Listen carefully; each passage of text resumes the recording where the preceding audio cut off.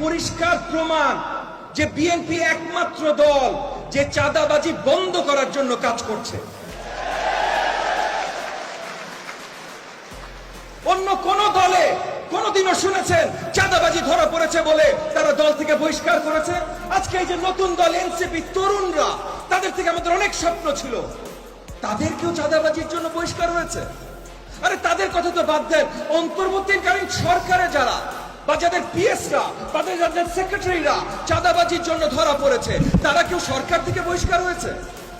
না, একমাত্র বিএনপি ওই দল বাংলাদেশের ইতিহাসে যারা চাঁদাবাজির জন্য শক্ত কোনো প্রমাণ যদি দেখানো যায় সঙ্গে সঙ্গে বহিষ্কার করছেন, এবং কার অধীনে করছেন? জনাব তারেক রহমানের নেতৃত্বে করছেন। জনাব তারেক রহমান সহ আপনারা সবাই একটা উদাহরণ সৃষ্টি করছেন যে আপনারা আগামীতে চাঁদাবাজি মেনে নেবেন না। এইটার জন্য ভাই আপনাদের সবাইকে আমি একটা করতালি দিতে চাই, আপনারা যদি আমাকে